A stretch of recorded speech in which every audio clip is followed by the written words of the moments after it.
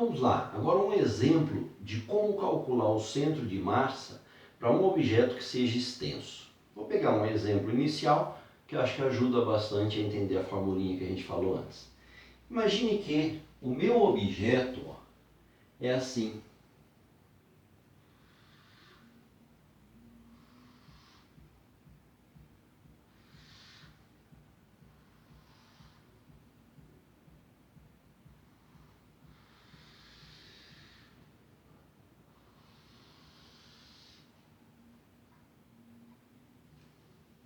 E eu quero saber onde está o centro de massa dele. Ou seja, ele é um retângulo onde a gente tirou alguma parte. Tá? Então veja, na verdade é um retângulo, porque eu ainda vou te falar das dimensões dele. Mas uma maneira que eu tenho para fazer é essa, de que eu sei um pedaço do objeto, eu sei um outro pedaço do objeto, então eu sei achar o centro de massa em função desses dois pedaços.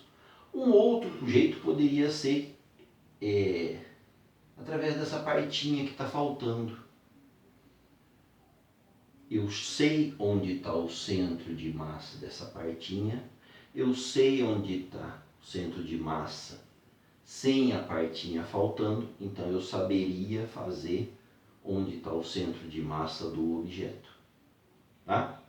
Agora, veja, então, quais são as dimensões desse objeto? As dimensões dele são tais que, se eu divido aqui, eu tenho um retângulo aqui de lados L e L, aliás, um retângulo não, um quadrado de lado L e L, e aqui sobrou um quadrado de lado 2L por 2L.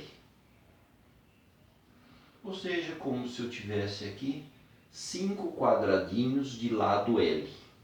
Tá? Entendeu a dimensão? E eu quero achar onde está o centro de massa deste objeto. Então, beleza, o que nós colocamos na etapa anterior? O x do centro de massa pode ser achado pelo x do pedaço 1, o centro de massa do pedaço 1, vezes a massa do pedaço 1, mais o x do centro de massa do pedaço 2, vezes a massa do pedaço 2, tudo isso dividindo pela massa total, M1 mais M2. Tá? Então, para que eu use essa expressão, primeiro, eu preciso entender bonitinho quem é a massa 1 e onde está o centro dela. Quem é a massa 2 e onde está o centro dela. Então, a primeira coisa é eu imaginar assim, que se esse quadradinho aqui de L por L, ele tem uma massa M, o outro que sobra do lado de lá, ele tem 4 quadradinhos de dimensão, se a espessura disso aí é a mesma, lá a massa é 4M. Onde que está o centro de massa? Se você quer localizar o x, você quer localizar o y, nós só vamos achar o x, tá? Porque para o y seria a mesma coisa. Mas se eu quero localizar onde está o x do centro de massa, xy é um sistema cartesiano do problema. Então coloque um eixo x e um eixo y no seu problema. Onde? Onde você quiser. O centro de massa não depende do seu sistema, depende da figura que está lá, tá? Então eu vou colocar o meu eixo aqui, pegando o 0, 0 do meu sistema, exatamente aqui nesse cantinho inferior esquerdo do objeto. Tem o eixo x, tem o eixo y.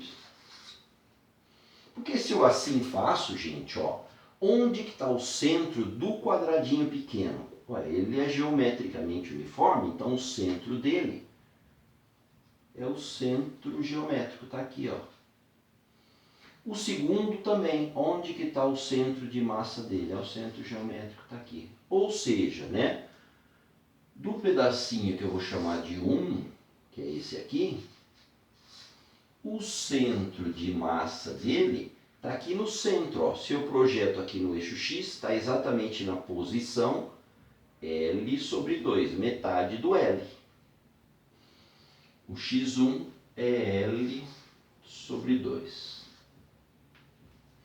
Quem que é o x2? O x, o centro de massa coordenada x do pedaço 2. Ah, é aqui no meio, certo? Mas onde está esse lugar? No meu eixo x, ó, cai bem aqui. Esse lugar aqui tem qual distância até o zero? Ó? Tem L com mais L. Tem 2L. E aqui é onde está o x do centro de massa do pedaço 2.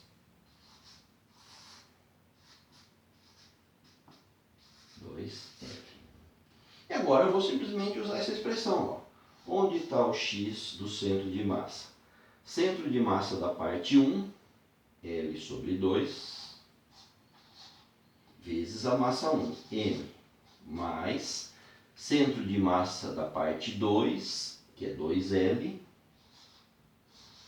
vezes a massa desse pedaço 2, que é 4M, dividido pela soma das massas, M mais 4M. Ok? O que isso vai dar para nós? Ó, vamos continuar aqui. Ó. O x do centro de massa é M. Tem em cima nos dois termos? Posso pôr em evidência. Certo? O que fica? No primeiro termo, L sobre 2. No segundo termo, se eu botei um M em evidência, tem um 4 e um 2 aqui, 4 vezes 2, 8. 8L. Tudo isso dividido pela soma das massas, M mais 4M, 5M. Primeira coisa é que não é a massa que influencia onde está o centro de massa, e sim como é a distribuição, né? Como é a distribuição, cortei o M, sobrou um 5 ainda embaixo. E aí o que acontece? O que dá lá em cima? L sobre 2 mais 8L. 8L é 16L sobre 2. 2 e 2, 16 mais 1, 17. Então, 17L sobre 2, eu tirei o mínimo lá, né? Dividido por 5. Divisão de fração, inverte, multiplica. 17L, o 2 divide o 5 também, então é dividido por 10. Esse resultado, gente, ó, dividiu por 10, então o x do centro de massa é 1,7L. Ele é lógico para nós? Vamos lá na figura, ó. O L está aqui, 1,7L está para cá, ó. É quase 2L. Então era lógico que esse objeto que tem mais massa, ele ia puxar o centro de massa para o lado dele. Tá? Agora, veja, gente, ó, o centro de massa que está ali, se esse quadradinho tivesse bem no meio aqui, seria diferente. O x, não, o y. Se ele tivesse aqui em cima, no lugar do buraco, e o buraco estivesse embaixo, o x seria o mesmo, o y seria diferente. Então você tem que olhar cada pedacinho, colocar no seu sistema, localizar o centro de massa de cada massa que você está analisando, porque você fracionou, e aí beleza, você pode fazer o cálculo total. Tá? Aí o que eu falei para você, gente, poderia ser entendido assim também. Ó. Se eu pegar essa expressão, o que acontece se eu pegar as duas massas somadas e jogar para o outro lado? Ó? Vai ficar x barra, que multiplica M1 mais M2. É igual a x1 M1 mais x2 M2. O que é x barra? Ah, é o x, é o centro de massa dos dois objetos juntos. Centro de massa do objeto 1, massa 1, centro de massa do objeto 2, massa 2. Agora, se eu pego um desses caras e jogo para o outro lado, ele vai subtraindo. Então poderia ser que o meu objeto fosse uma placa retangular. Esse objeto aqui, ó, fosse uma placa retangular grande de 2L por 3L, que o centro está o centro de massa. Tá aqui, ó. Esse cara que vai para o lado de lá descontando seria esse pedacinho aqui de cima, que eu sei onde está o centro de massa. Então, se eu pegar ele inteiro, jogo esse cara para lá negativo e descontar esse cara aqui, eu acho aquilo que sobra. O que que sobra? O que sobra é o pedaço grande sem esse de cima. É o meu objeto.